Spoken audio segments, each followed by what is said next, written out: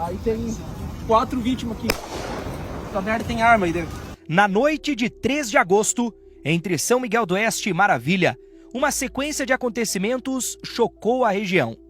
Um carro em alta velocidade, uma fuga desesperada, um homem amarrado no porta-malas e uma colisão violenta contra uma família inocente que voltava da igreja. 2 pessoas perderam a vida. O cenário parecia de guerra. Mas, mesmo diante do caos, o que se viu foi o esforço incansável das forças de segurança. Agora, com a investigação concluída pela DIC, Divisão de Investigação Criminal da Polícia Civil, a reportagem traz, em primeira mão, uma entrevista com o delegado Eric Rosada, que revela o que foi realmente apurado até aqui sobre um caso que ainda levanta muitas perguntas. Obrigado, Christian. Bom, inicialmente é importante ressaltar, como você já disse, essa investigação contou com o apoio da Delegacia da Mulher aqui de São Miguel do Oeste, a DPCAM, e também da DIC de Maravilha. Essa ocorrência, como você disse, ocorreu no dia 3 de agosto, foi algo muito grave, né? Acabou culminando na morte de 2 pessoas. As investigações concluíram que houve realmente um sequestro. A pessoa sequestrada estava no porta-malas do veículo e acabou falecendo naquela ocasião, em razão do próprio acidente, das lesões geradas com o acidente. A outra vítima, que estava no carro, participava desse sequestro e acabou morrendo carbonizada. A vítima em si, que estava no porta-malas, ficou por quanto tempo, com as pessoas que sequestraram ela? Isso foi possível apurar durante as investigações.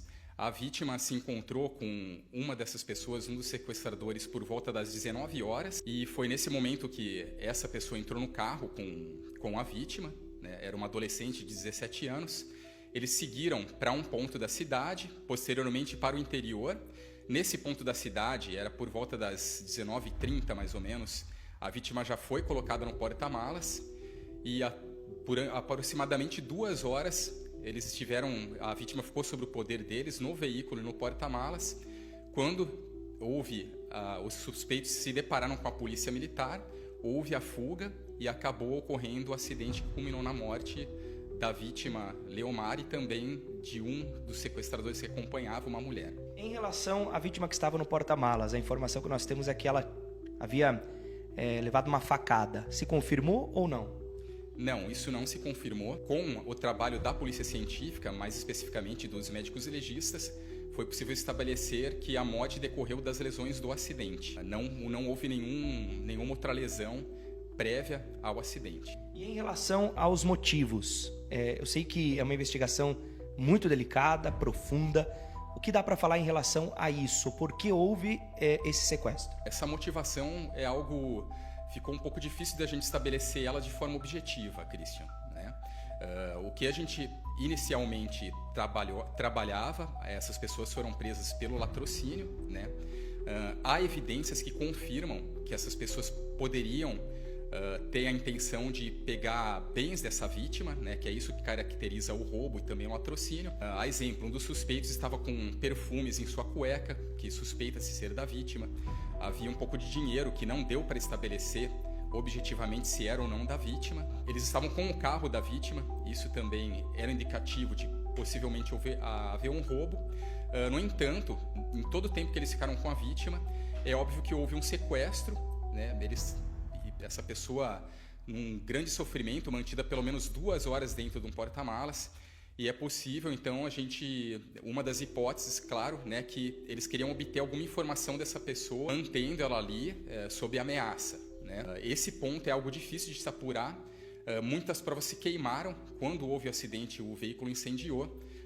Com o incêndio, né, muita coisa se perdeu, inclusive os celulares da vítima e dos suspeitos, né? Durante as investigações, uma das pessoas que participavam do sequestro é uma adolescente de 17 anos.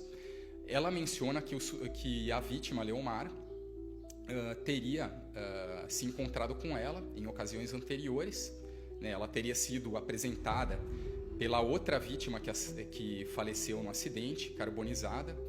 Essa mulher teria apresentado essa menina, então, essa adolescente, à vítima, e eles começaram a se relacionar. A versão dessa adolescente é que a vítima, o senhor Leomar, teria feito vídeos dela e estaria utilizando isso para extorquir ela, para ela manter um novo relacionamento com ela. Essa versão dela a gente não conseguiu confirmar. Essa adolescente também falou que teria uma outra pessoa conduzindo o automóvel na ocasião do acidente. Esse fato foi afastado nas investigações. Os policiais militares foram certeiros e objetivos em dizer que haviam 2 pessoas só que estavam na frente do veículo, todas aquelas que já foram identificadas, inclusive o motorista, que foi logo depois também visto próximo a uma casa, né, estabelecendo com segurança que essa outra pessoa que ela mencionou estar participando não existia. Então essa era a versão dela, que não deu para a gente comprovar, nem confirmar e nem afastar. E a outra possibilidade era essa de conseguir obter valores da vítima, que também não foi possível confirmar de forma objetiva. E a denúncia, delegado? Porque agora é um trabalho que já houve denúncia, né? E ele vai seguir. Em breve, júri e tudo mais. Então, quais foram os crimes ali imputados? Só para explicar, então, né, todo o trabalho investigativo foi encaminhado para o Poder Judiciário e para o Ministério Público. Cabe ao Ministério Público analisar todas as provas que a polícia obteve, levantou e produziu, e com isso dar a sua opinião jurídica e o encaminhamento do que foi feito na investigação. Então o Ministério Público, mais precisamente em Maravilha, vai tramitar por lá esse processo, porque as mortes ocorreram em Iraceminha. Entendeu que houve um crime duplo de homicídio, né, por parte do motorista, com intenção de matar, porque fica bem óbvio que essa pessoa, quando fugiu da polícia militar com uma pessoa no porta-malas, assumiu claramente o risco de produzir esse resultado, e por motivos, né, torpes e fúteis, né, então é duplo homicídio qualificado. Há também o crime de corrupção de menores, porque tinha uma adolescente que participava desse sequestro, e o crime de sequestro. Essa foi a imputação do Ministério Público, e essa ação tramitará por Maravilha. Delegado, parabéns pelo trabalho. Mais alguma colocação destacando que esse é o trabalho da Polícia Civil, né? Gera resultados e é um trabalho em conjunto. Sim, esse nosso trabalho em conjunto com toda a sociedade. A função da Polícia Civil é investigar crimes. Essa investigação é feita de uma forma técnica e jurídica. Então, todos os elementos que a gente busca coletar é de uma forma objetiva, técnica e científica, sem muita especulação.